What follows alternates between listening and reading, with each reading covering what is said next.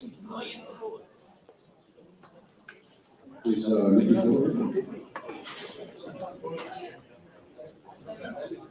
No, not you. Well, I was looking for the archive. And this is the oh, there you go. The blessing of the Archbishop. Let's offer prayer, please. We're going to chant the Tikrit Maha. The Archbishop asked that we especially at Sergi, our honored guests, that as we chant this beautiful hymn, we think of those who are suffering in Ukraine by this unjust invasion.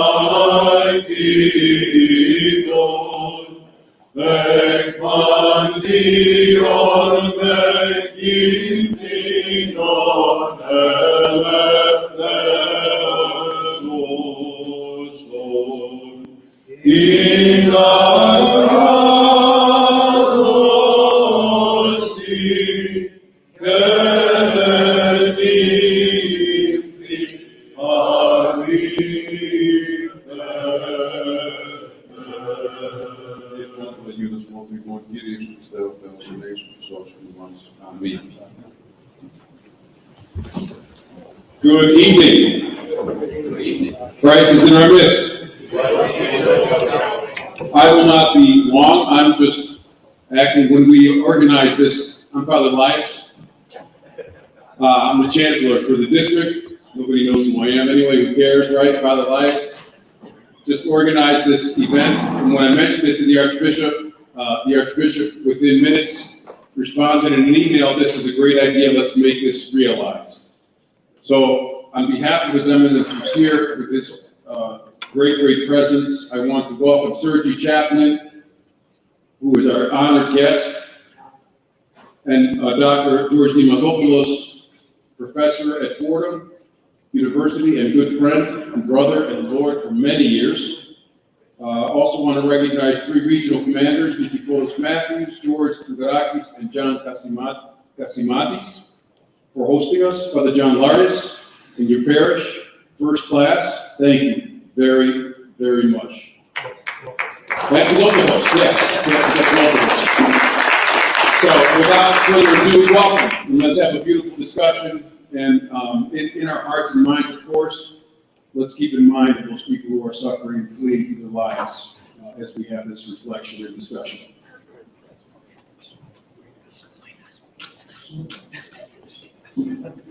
I'm the Chancellor, right? I should know the program. Let's welcome His Eminence Archbishop of Liverpool.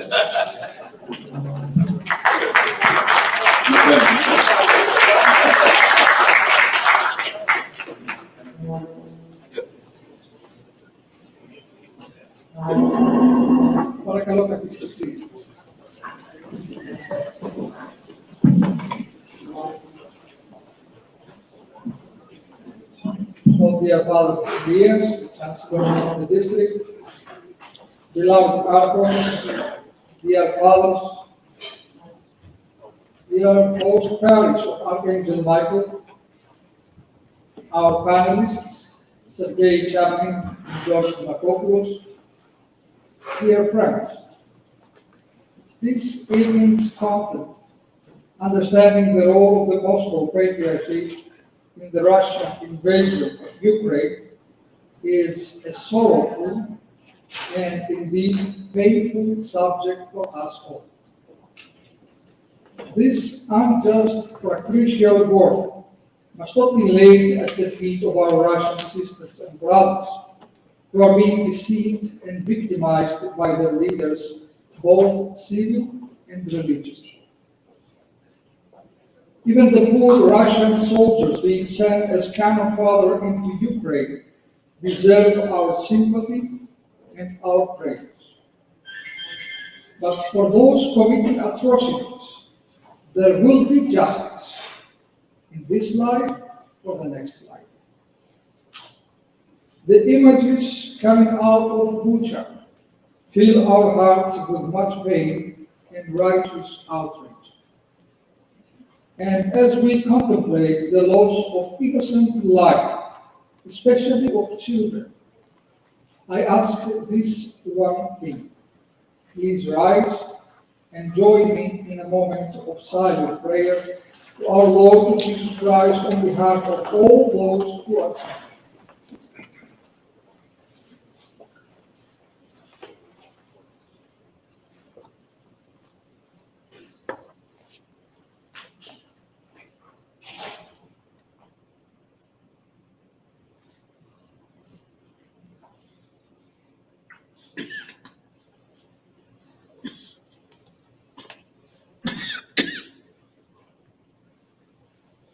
Thank you. And thank you for standing in solidarity with the people of Ukraine.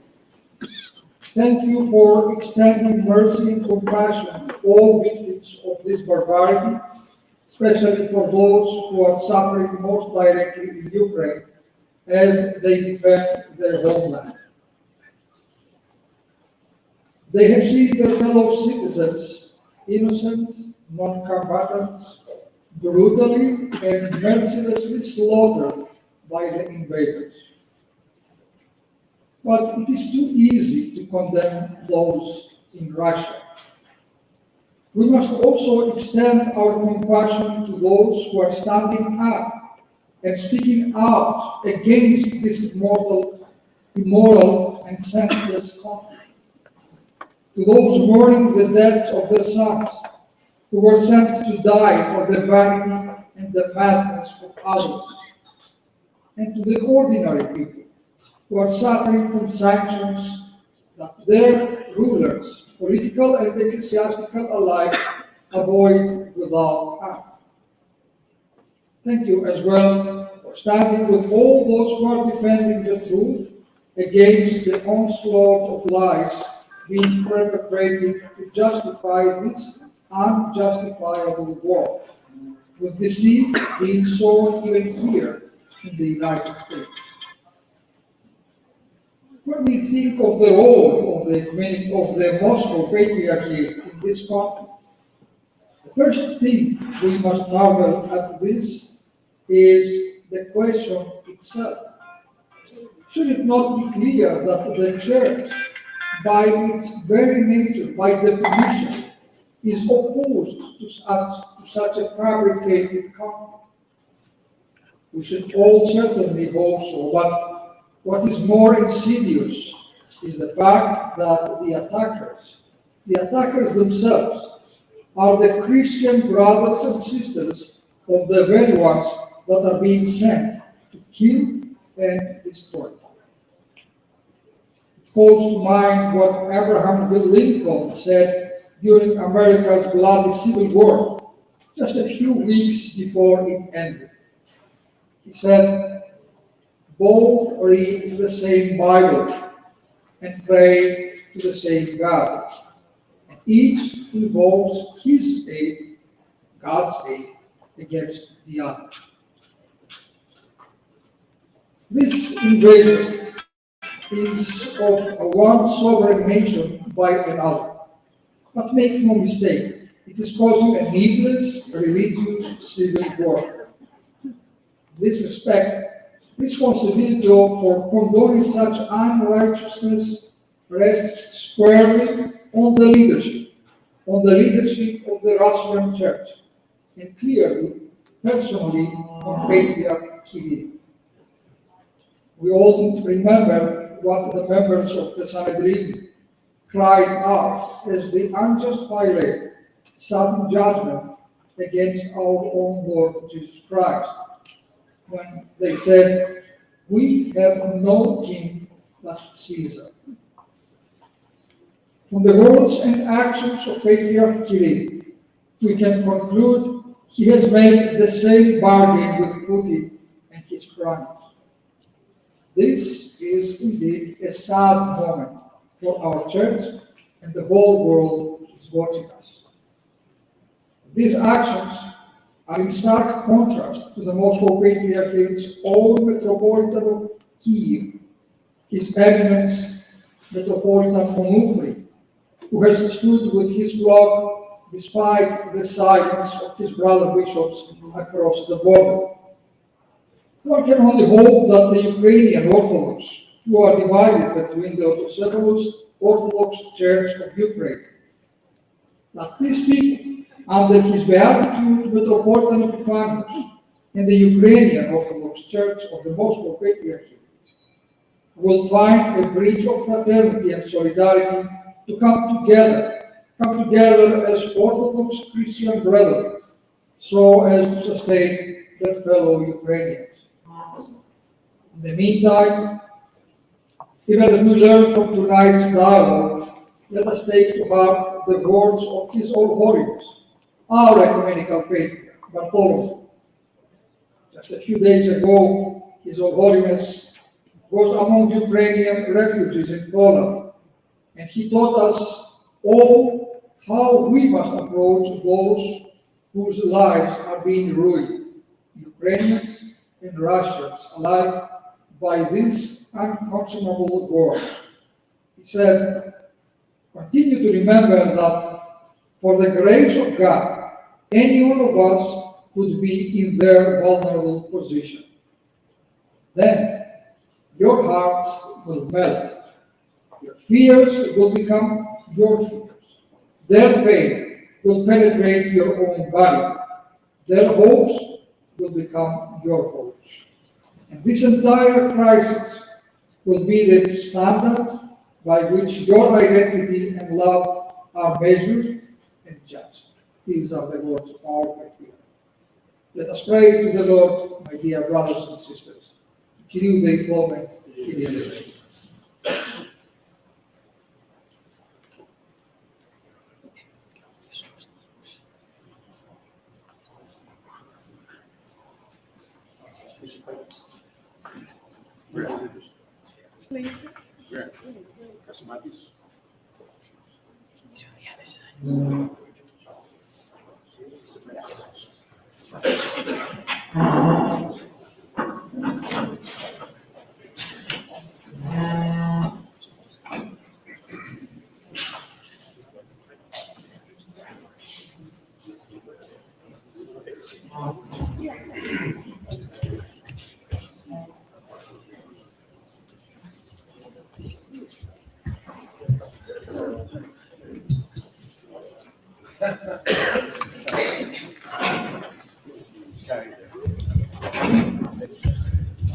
Okay, Your Eminence. I'd like to thank everyone for coming. My name is George Dimopoulos. I know many of you have spoken in this parish many times. Let me begin with my thank yous. I'll introduce my colleague, and then we will get into a discussion that hopefully will allow you to understand a little better the inner workings of the Moscow Patriarchate and why what is happening is happening. So to begin with the thank yous. Father Villas, maybe a month ago, reached out to the Archon leadership and to myself and said, "We need to do an event on this. George, can you speak?" And I said, "I can, but it will be much, much better if we bring my friend Sergey, for reasons that you will soon understand." And Father Villas set in motion with the regional Archon leadership, Nikiforos Matthews, George Sougarakis, John Casamatis, and the national leadership set in motion what we have tonight. I'd like to thank Father John Vargas, Father Michael Palomera, former students, for offering their parish. Yes, for offering their parish for this, and of course, I would like to thank Philokopos, who provided the fabulous meal and did everything to prepare for this. Your parish didn't even ask for this, and you ended up doing it. So we're deeply appreciative of all the hard work behind the scenes that goes into this. Okay. So why did I say we should invite my friend Sergey to be a part of this? I've known Sergey for about 6 years. Sergey is from Moscow, deeply involved in the church, a very, very faithful Orthodox Christian. I've known him through my work at Fordham. He's a senior fellow for our Orthodox Christianity and Human Rights Project, which is funded by Leadership 100, among other things, in the Henry Luce Foundation. And so Sergey is a theologian. He's a jack of all trades. He's a theologian, he's a publisher, he's a journalist, he's an art critic, he's a cultural critic. He ran a journal for the Moscow Patriarchate. He worked for the Moscow Patriarch for how many years? 14 and a half. For 14 and a half years, he worked for the Moscow Patriarchate. I think the best word to describe his current situation is he is a political and religious dissident. He came to the United States a couple months ago because the situation was no longer tenable for him to speak his mind about the corruption in the Moscow Patriarchate. Pray for him. He still has family, a wife, and a son in Russia. The situation is not good, right? We'll talk about other things. So anyway, I wanted to do this. I wanted to organize the event in this way so that we could hear from the inside about the situation in Russia. All right, so I'd like to begin. Sergey, tell us a little bit about what you did for the Moscow Patriarchate, your experience, 14 years you said, and we'll go from there. Yes, thank you for the invitation. And I'm sorry, my English is not very good, but I'll try to do my best. Well, maybe I should start from a different point. I was 20 years old when the big celebration of the millennium of baptism of Russia took place all over, at that time, Soviet Union, including Russia, Kazakhstan, Ukraine, Belarus, and other, at that moment, republics of the Soviet Union. And that was a beginning of a very inspiring and, I would say, wonderful, miraculous period of our life, of the church life, which we call religious revival. And I was very active as a layperson. We had brotherhoods at that time, the big lay movement all over the Soviet Union, and our small brotherhood, which was based in the city of Klin, which is 60 miles from Moscow, had branches in Moscow and even in Chicago. In 5 years, our bishops decided that lay movement is something, I wouldn't say unorthodox, but something dangerous for the hierarchy, because on this grassroots level, there was a clear idea what we have to do, how we should work in parishes, destroy churches, organize youth work, and so on. And bishops were, at that time, very Soviet. They were somehow, they were trained to be obedient to the state. And I would say almost 100% of bishops were, at that time, by late 80s, were well trained by so-called the Council for Religious Affairs in Soviet Union. So there was already conflict between the kind of the almost flourishing parish life in Russia and the really strange and kind of disappointed position of the hierarchy. That was more or less balanced by the end of the 90s. But the second thing actually that happened was that this whole kind of structure of Moscow Patriarchy that was receiving orders from the state almost ruined, because the state, after the collapse of Soviet Union, the new Russian Federation and Ukrainian states and others, they were not interested in religious life at all. They were trying to be democratic at that time, and they just didn't know how to deal with the church. And the church at that time was also quite democratic.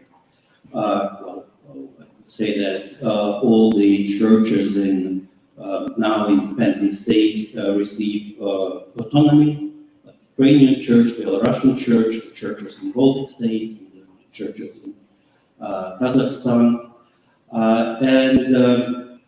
This kind of democratic period in the church was as short as the democratic period in the state. Sort of when Putin came to power, he decided to kind of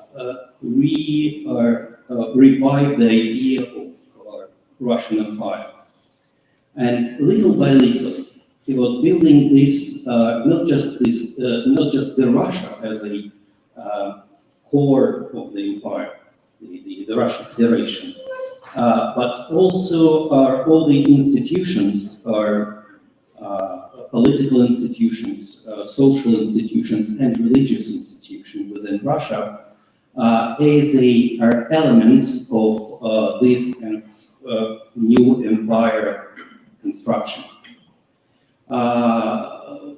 We didn't really realize at the beginning, none of us actually was thinking that it will be as bad as now. But there were signs that the serious change in our life of society, the state and the church already sort of taking place. And almost at that time, Patriarch Alexis died. That was 2008. And Kirill, Metropolitan Kirill, was elected and thrown as patriarch. And that was the end of the period of religious revival. I would say that was the period of Patriarch Alexis. And a new period came, and I should say a few words about myself.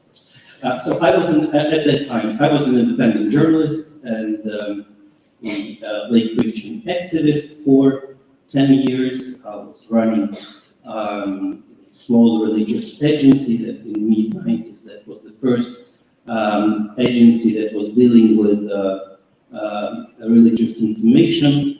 And that was quite interesting because even journalists, not just state officials, but even journalists, didn't know how to speak, how to write about religion, about the church. So it took them years to get acquainted with, with the traditions, with the context. In 2001, and I got acquainted with the Metropolitan Kirill, I think, in 1997. And I should say that at that time he was a different person. Literally, he was a different person when he was elected as patriarch. And I was working with him for a few years. I did not recognize him. Such a dramatic change because of our basically power, of course. And that's really the great temptation. And we see that even sort of trained and experience of running one of the biggest departments in the Department for External Church Relations of the Russian Orthodox Church, Patriarch Kirill didn't manage to cope with this power, and that's changed the church a lot. The church that we have now in the Russian Federation definitely is not the church that I entered in the 90s. And this is not only my own judgment, but lots of priests that were 50 like me, or 70, 75, they're saying that we lost our church. There is something different. We could call it ideological department of the state, or a kind of political party where the ideology is the main thing and all the rest is sort of the second and the third. So when we started to discuss this, we came to the idea that we could call it our post-Soviet civil religion, so which has elements of Orthodox rituals, traditions, but that's just the form. This is not the essence of what we have. So in 2001, rather suddenly, I was invited to join the publishing house, the publishing council of the Moscow Patriarchate, and reorganize the official newspaper of the Moscow Patriarchate. It's the whole name, the Church Herald. Honestly, I wasn't happy with this invitation, and I said no. But then my father confessor told me, well, just accept this invitation, because church invited you to work for the churches. Do it.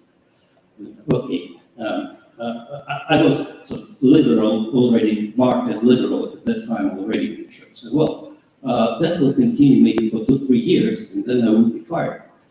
And my father confessed, don't worry, that won't be sort of 3 years, that will be fine. You'll be fired in 5.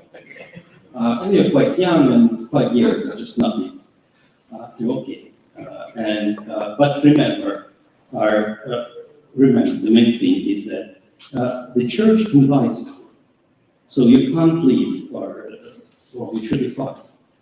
The church should say that we don't need you anymore, and that continued for almost 15 years. So I was a part of this publishing council of Moscow Patriarchate. When Kirill became a patriarch, he gave me also the main official publication of the church, Journal of Moscow Patriarchate. I was secretary of the body called Inter-Council Presence of the Russian Orthodox Church, which was kind of a council that unites lay people, our clergy and bishops, that was preparing documents for bishops' councils and for the Holy Synod. I was the founder of the Festival of the Orthodox Media of the Russian Orthodox Church.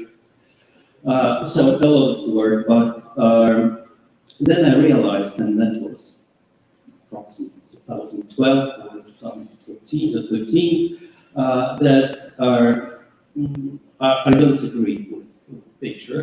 I don't agree with this bureaucratization of the church and the attempt to make that only one ideology, this kind of ideology of Ruski Mir, is the only kind of allowed ideology within the Russian Orthodox Church.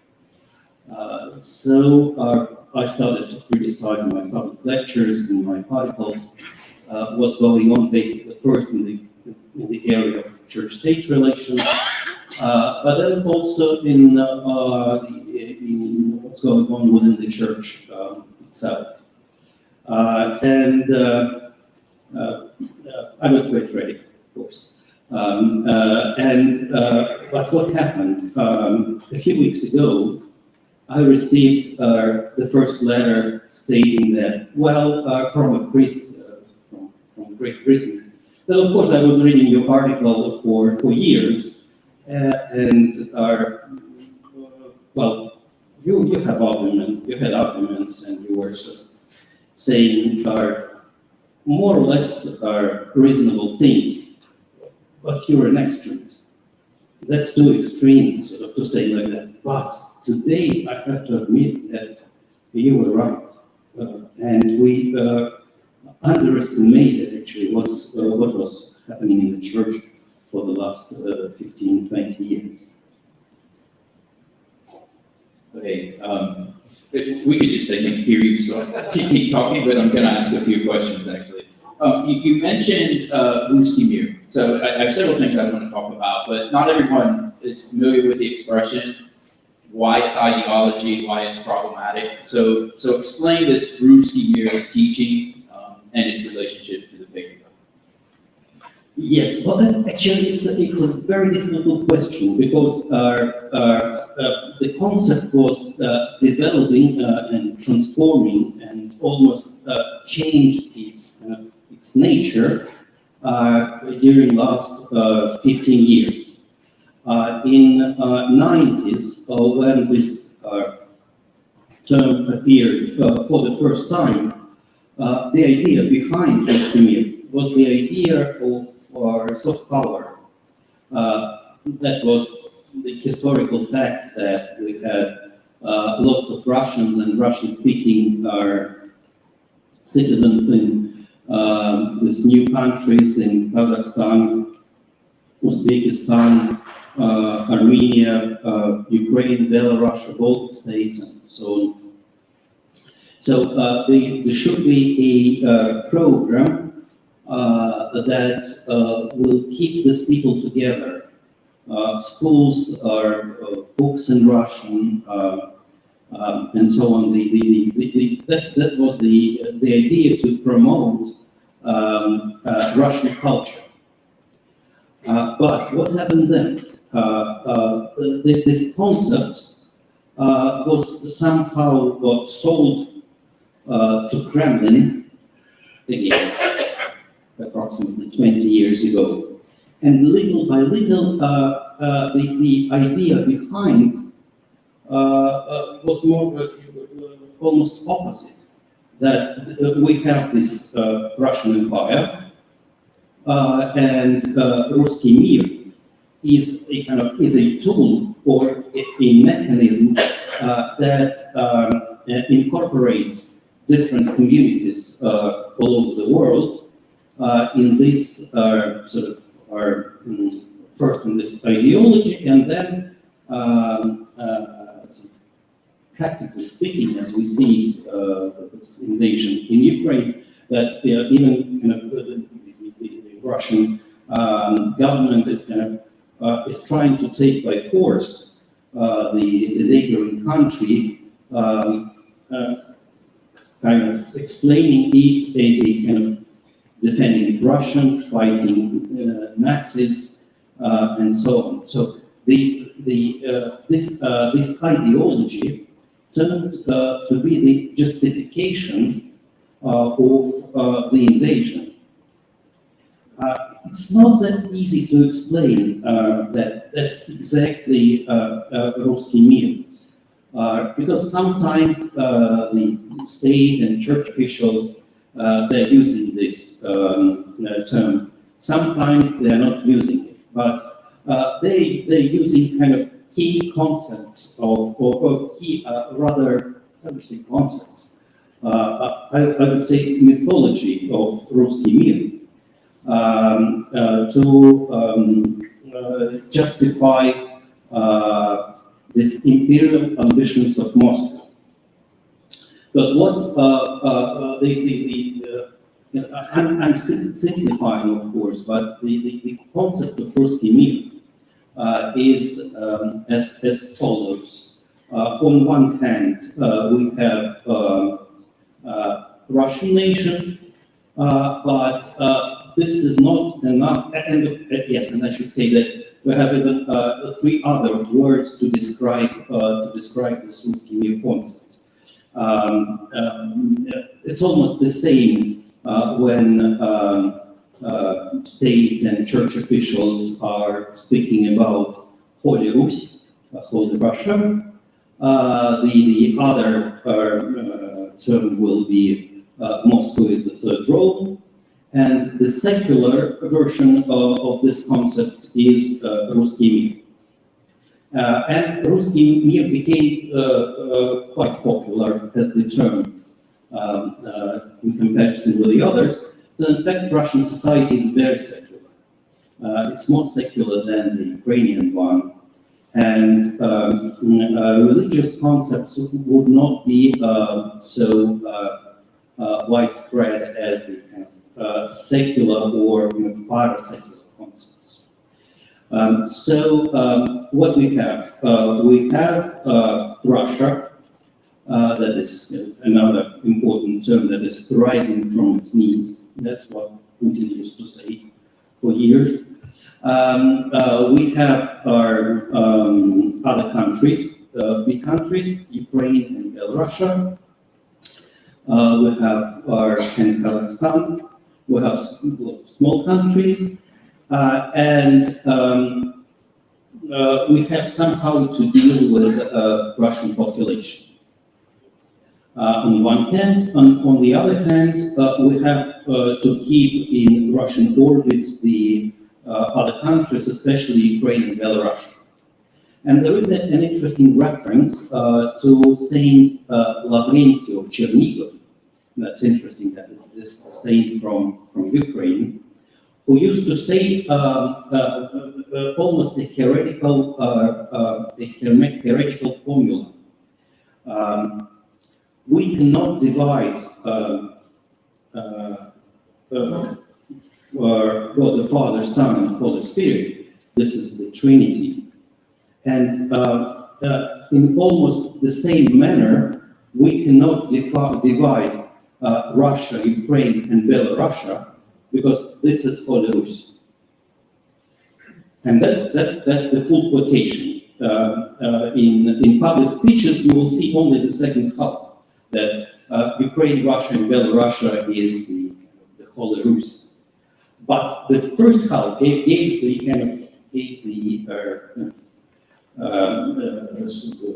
para-theological justification to the unity that should be by any means and even by force keep together this mythological Holy Rus. Why Ukraine? And why Ukraine is so important in this concept? Because the political center of Ruski Mir is, of course, Moscow.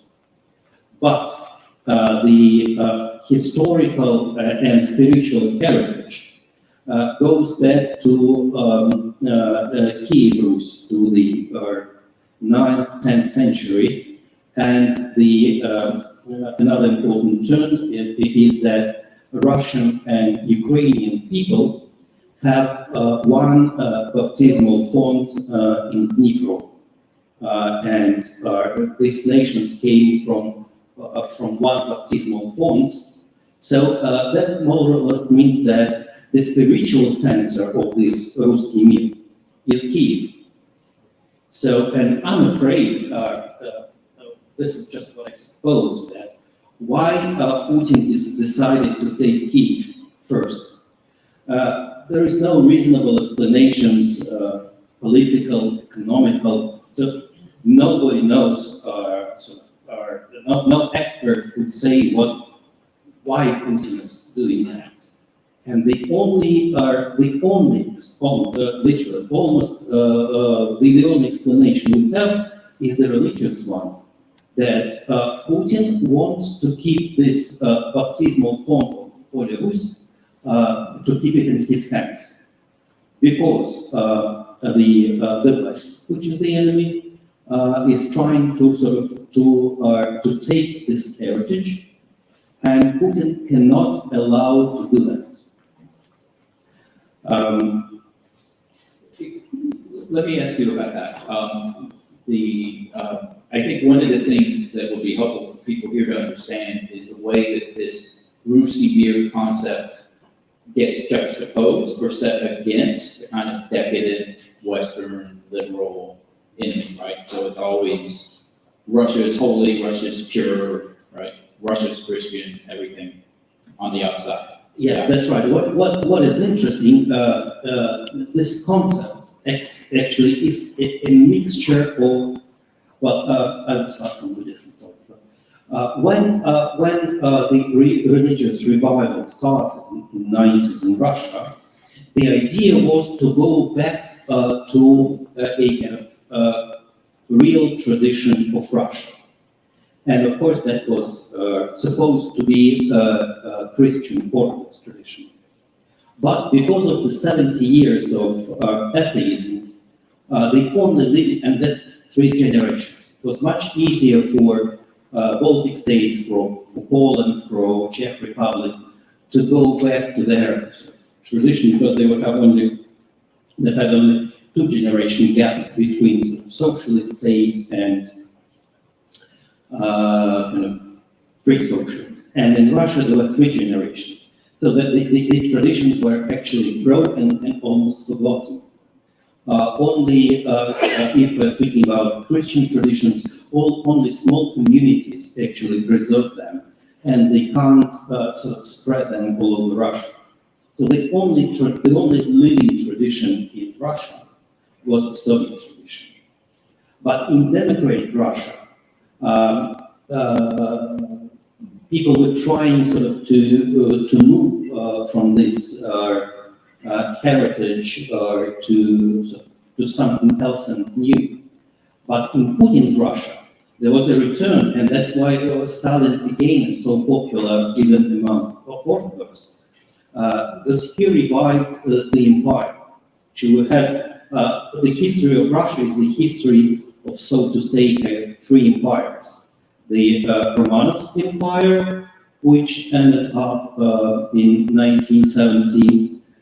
Then there was a kind of bad period of Lenin, and the empire arose when Stalin came.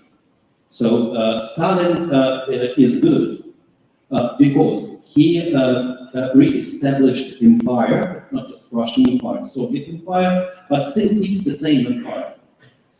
Then when Soviet Union collapsed, a bad period came because Yeltsin betrayed, Lenin betrayed the idea of empire, and Yeltsin betrayed the idea of empire. And the third empire in Russia is Putin's empire.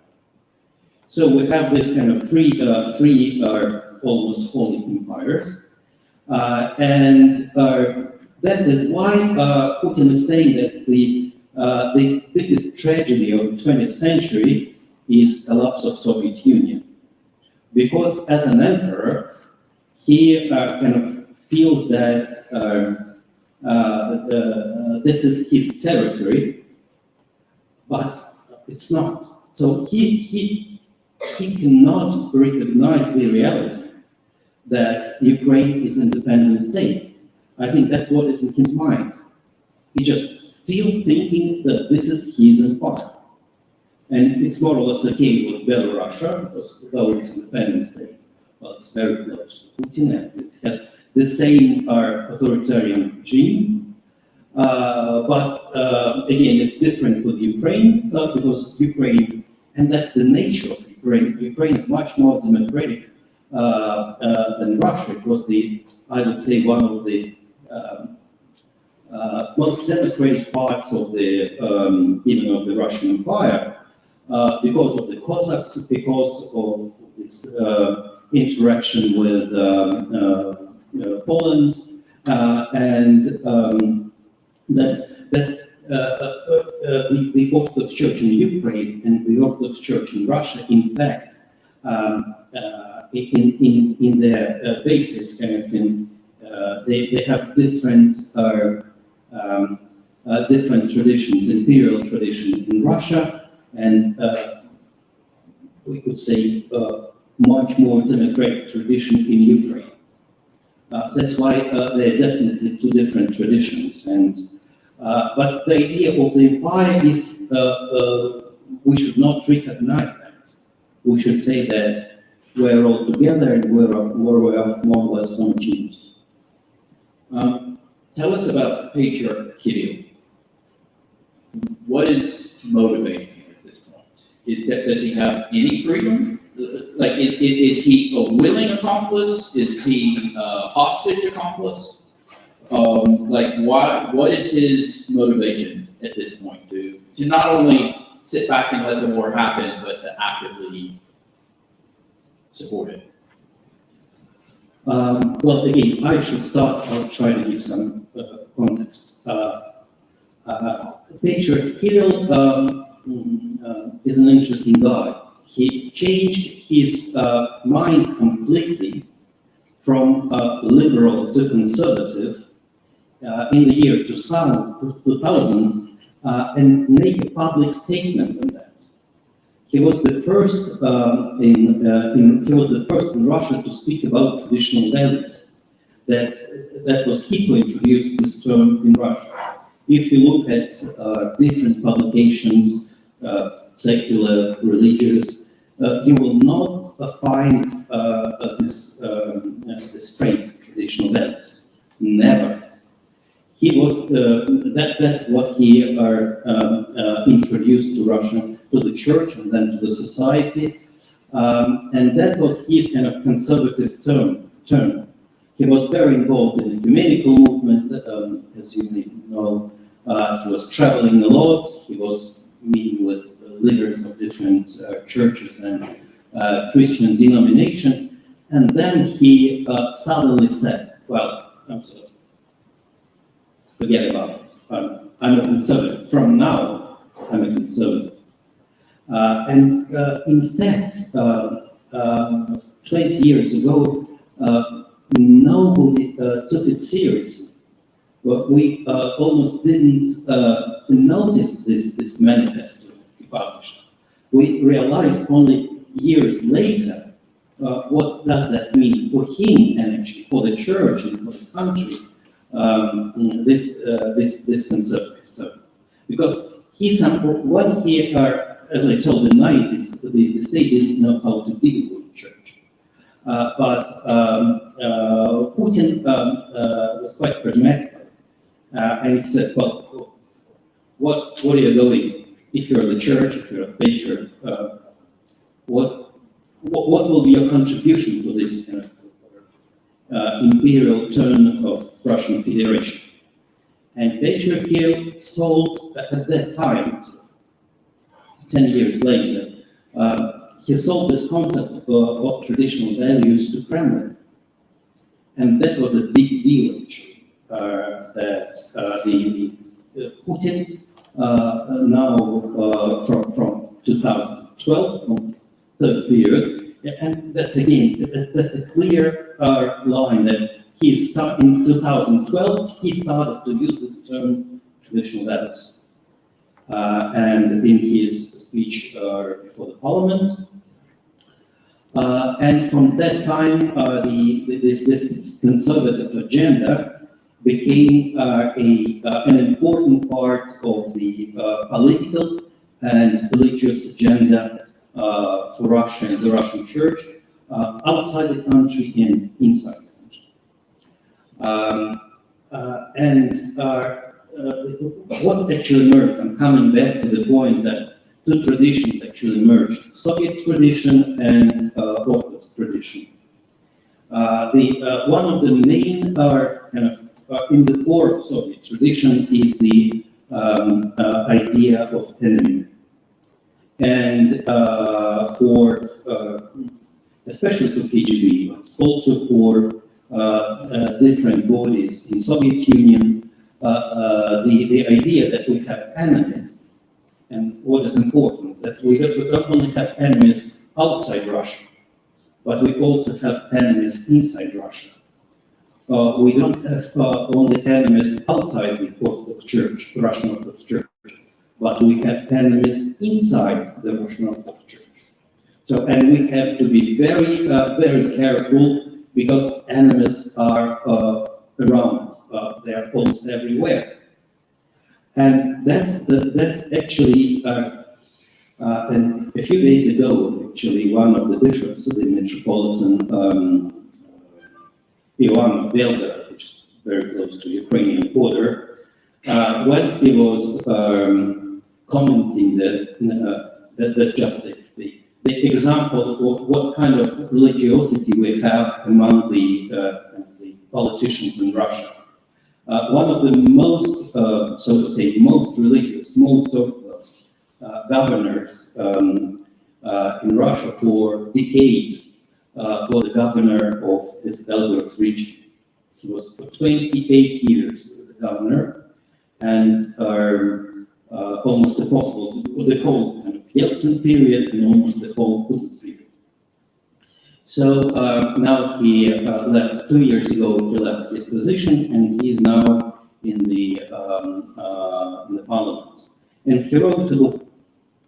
And in this book, the most interesting part is that he's writing that 10 years ago, he got acquainted with a lady, a visionary, who was kind of has straight connection with God, with Mother of God, with different saints, with famous figures in Russia. And this governor, for 10 years, was receiving kind of personal revelations how to rule the region, how to sort of manage the things. And at the same time, he was, as I told, was the kind of most Orthodox governor in Russia. So the bishop, who was with him for also almost 20 years, he was criticizing and the name of God. And there's another name of God, kind of monotone, monoplant, like that. So definitely not Christ. And the bishop, and this governor wrote that the Prince Vladimir of Kiev, when he baptized Rus, that was the wrong decision. The country went in the wrong direction. And this God monotone was expecting that the country will go the different way. So when the Metropolitan John was commenting that, he didn't pay attention that this is non-Christian, but the main accent in his comment, he did that he was kind of complaining that no, Prince Vladimir was right that he baptized Rus. And he added this phrase. Well, you see, we have lots of enemies outside and inside. And those who were friends are actually could be enemies. And that means actually that you're living in the hell. That you're not living in the real world, but the main thing is sort of you're looking at people around you, and you should sort of think who is the enemy. And do you think this is what's going on with Patriarch Kirill? He's concerned that everyone's an enemy? Yes, exactly. Because he even said, that was maybe 10 years ago, that we have also an important term, that we have traitors in cassocks. That means that we really do have our enemies inside the church. We don't know that. We will, of course, we know Putin. He's an enemy for ages. But there are many other enemies, and we have to we definitely have to find them. To search for them, to find them, and to isolate them. That's how the country and the church is living. I want to ask a couple questions. We're going to let some people in the audience ask questions. I want to ask just a couple more specifically about the situation for the church in Ukraine. First, I want to ask you about the Thomas of Cephaly and how that played in Moscow Patriarchate. And then I want to ask you about what you think might happen for the Ukrainian Orthodox Church still under the Moscow Patriarchate and the Autocephalous Church. So first, when the Thomas of Autocephaly was issued, was this a non-event, like for the Kremlin, was it a non-event, was it an event,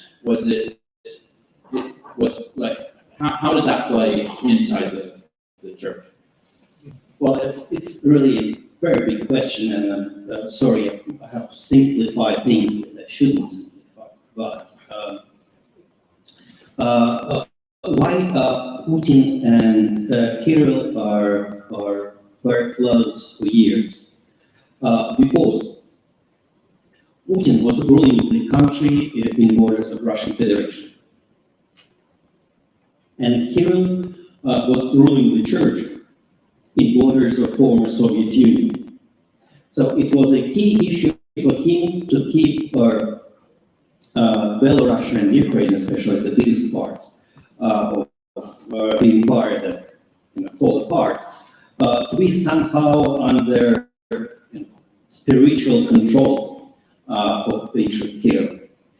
And that's the idea behind. So that is why Kirill wasn't able even to suppose that he will give or he will be forced to give autocephalate independency to the Ukrainian church. I know that there were voices in Russian church, and especially in Kiev, that we should start the process of unification. We should discuss this. And what is interesting, and it's absolutely out of any media coverage, that the year before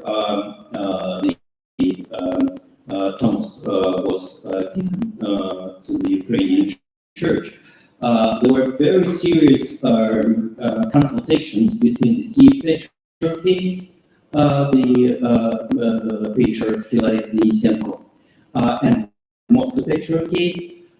They will reunite. And there were secret missions from Kiev to Moscow with kind of bishops and priests involved, that Filaret and his church will reunite with Moscow Patriarchate.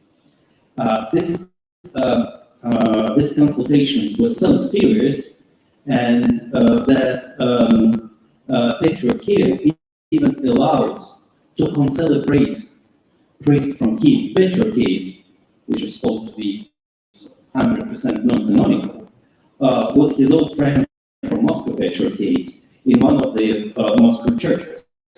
And the bishop of Kiev Patriarchate was in the altar when this concelebration took place. So it was supposed that during Bishop's Council 2017, there will be a kind of reunification. But what happened? Russian Church decided not to make any sort of quick decisions, but to establish a committee. And you know what does that mean, to establish a committee? The very same hour, Moscow Patriarchate insisted that Filaret should write a letter to the Russian Church without mentioning that he's a patriarch, sort of stating that he would like to reunite.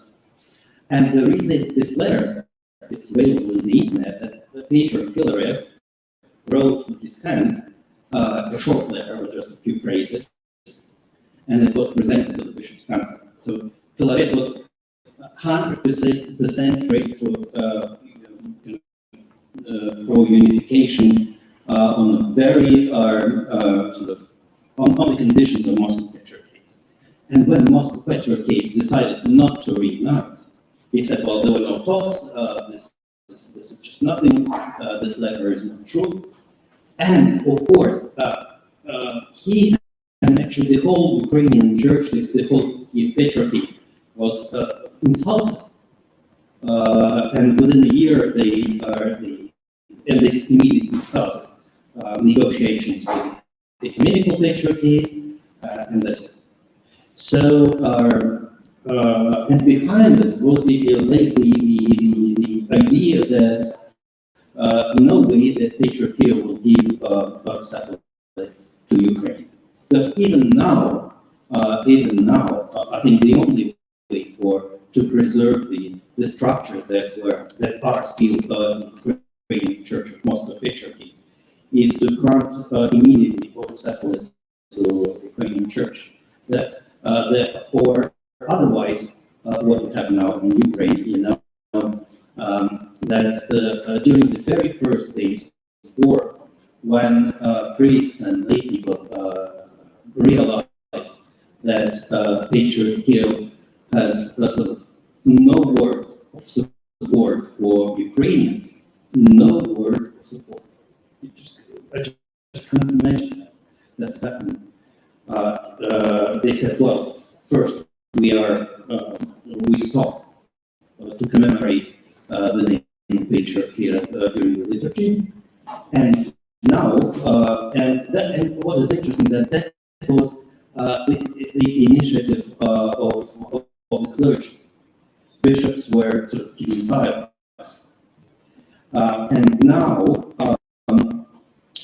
quite a few dioceses, the clergy of quite a few dioceses is saying that it's applying to Metropolitan Anufi, sort of to call our bishops' council and proclaim autocephalate, literally like that, asking proclaim autocephalate.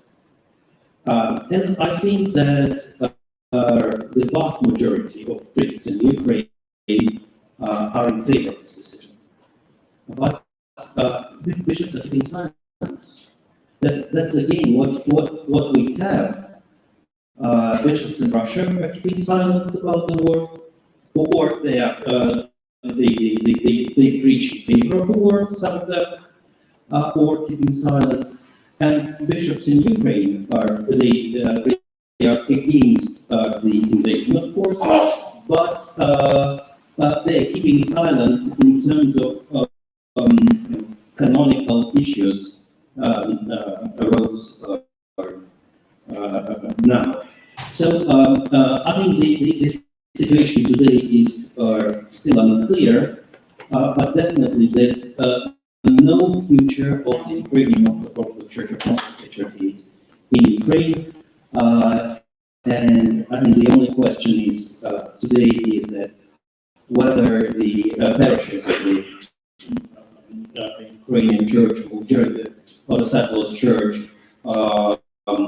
as parishes, or there will be decisions of the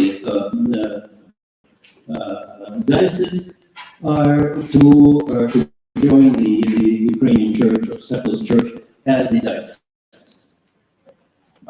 I could. Okay, of course, sir. Thank you, sir.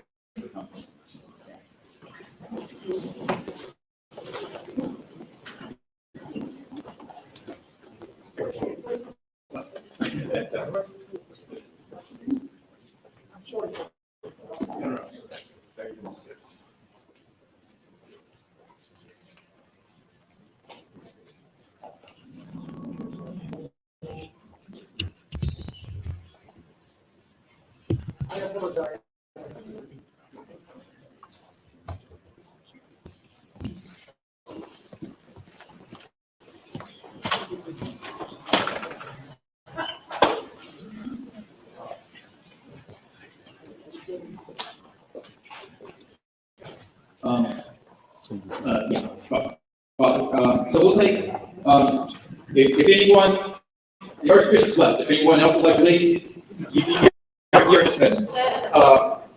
However, we will we won't keep you here late, but we will take some questions from the audience as well.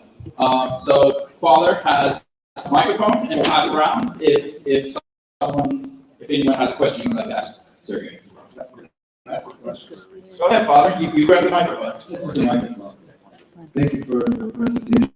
I think I'm only going to speak for myself because after following you, Mr. Sergey, on social media and Facebook, hearing the presentation tonight, I'm still ignorant to the situation. A lot of us in the church and maybe our society, our country, we're not even remotely close to understanding the history of the patriarchate of Ukraine, the various churches. Sometimes my generation is only exposed to short YouTube videos that can't cover any part of the subject. Again, being potentially naive and being prayerfully optimistic, can you estimate a best case scenario right now for this situation? Again, being very prayerfully optimistic, what could happen and what is the best case scenario? Before his eminence left, you said there's potentially no future for the Ukrainian church under the Moscow patriarchy. So what is the best case scenario, optimistically speaking? Thank you. Well, sorry to say, but I think this is not, for the moment, this is not the time for optimistic prophecy. Well, I would say that as we all now understand, or at least feel, that not only Russia and Ukraine are changing, but the whole world transforming. I think the same with the church. I think the whole Orthodox Church, the church worldwide, will transform in a way that, the first attempt to describe this kind of,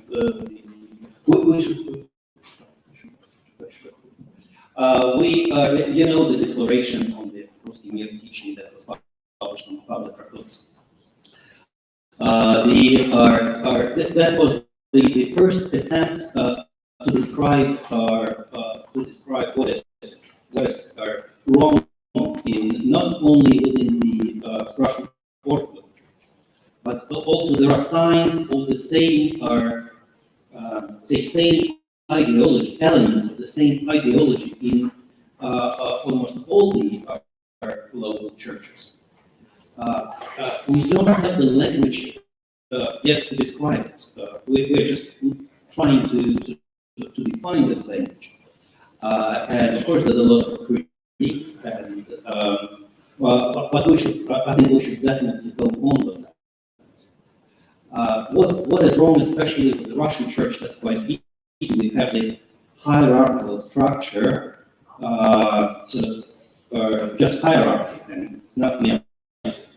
No consularity, no subordination, or just the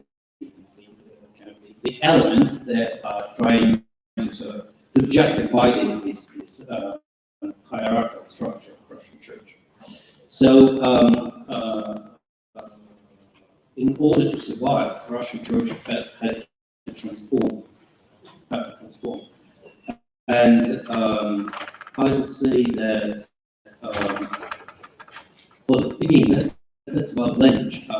I will try to put it in the following way: that we have the official church, and this is the basically patriarchal, and all those who benefit from this model of church-state relations that we have in Russia now.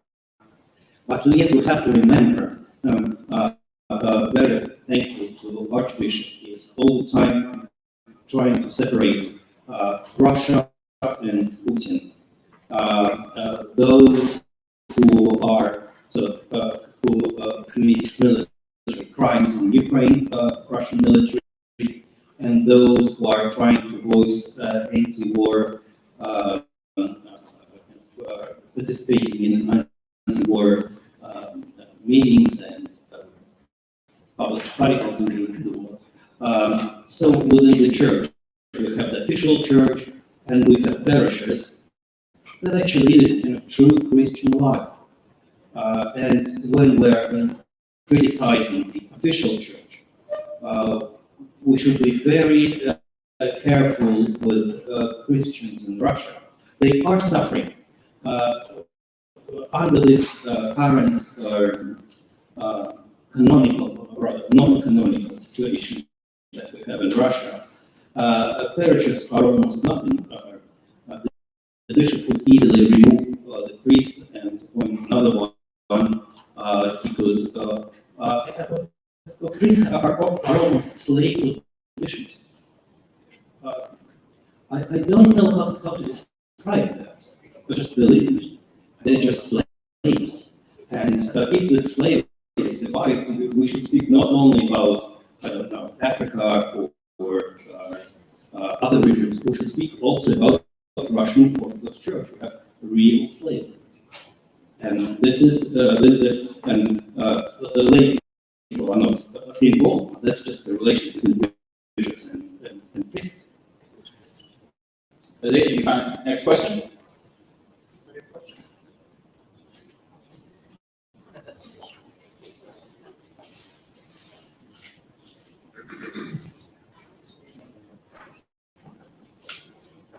I guess two questions. The first is, what percentage of the Ukrainian Orthodox belong to the Moscow Patriarchate versus the Orthodox Ukrainian Church at the moment?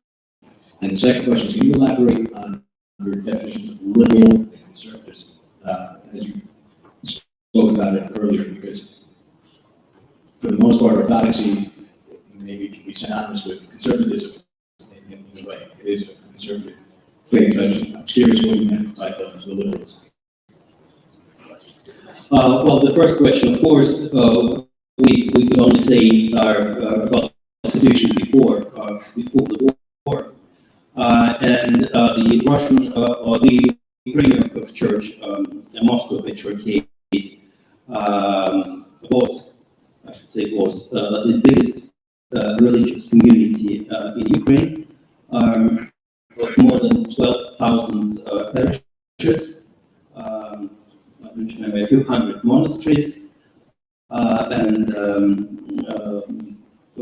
the Orthodox Church had 7,000 parishes, and now we see how, for example, there were parishes were kind of transferring from since 2018 from Moscow Patriarchate of Orthodox Church, but there were no transfers of monasteries. And now two monasteries in the region said that they moved from Moscow Patriarchate to Orthodox Church. And I would say that this is the most significant change in the religious situation, because monasteries were all very faithful to Moscow Patriarchate. And there's a role in the biggest monastery, or the most important monastery in Ukraine, the Kiev indicates Lavra. As far as I know, there's a split between those who are still in favor of Moscow Patriarchate and those who are sort of ready to leave. So I think we will see what's going on. And what does liberal mean in context of the church? Yes. Well, of course, yes, I have to agree that this is totally wrong to say about liberals and conservatives in the Orthodox Church, and we have lots of discussions about that in Russia for at least the last 15 years, and there were some suggestions what terms we should use instead. But we're still using these terms of liberals and conservatives, so we can't leave this back. Of course, the reality is much more complicated. For example, when I'm speaking this conservative term in patriarchal slide, that was political term, of course, because liturgically speaking, for example, he is a liberal. He is in favor of Russian language during the services. Rather than Slovak. rather than church to So it'd be like modern Greek rather than Byzantine. He supports the kind of frequent communion, and the Russian tradition. He was the rare communion, and so on. But politically speaking, he is conservative. This is not this when we're speaking about liberals and conservative. This is not that much about the religious tradition and theology, but the way the church should be organized. Ancillarity versus hierarchy, the support of the state against the sort of the independent church, the ecumenism against isolation, and so on. Father John Vargas from the Archangel Michael Church. Just a real quick correction. I just wanted to, the food today was sponsored by, we have 14 archons of the Archangel Michael Church. And they're the ones that are hosting the food tonight. So just wanted to thank our archons. Thank you.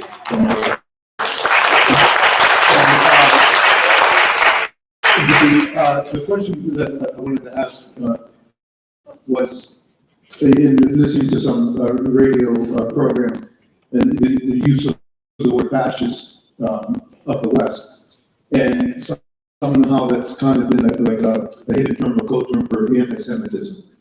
And where does the role, is there a sense of anti-Semitism also in these events that are unfolding between what is present in Ukraine and quite the Mother Russia of Moscow?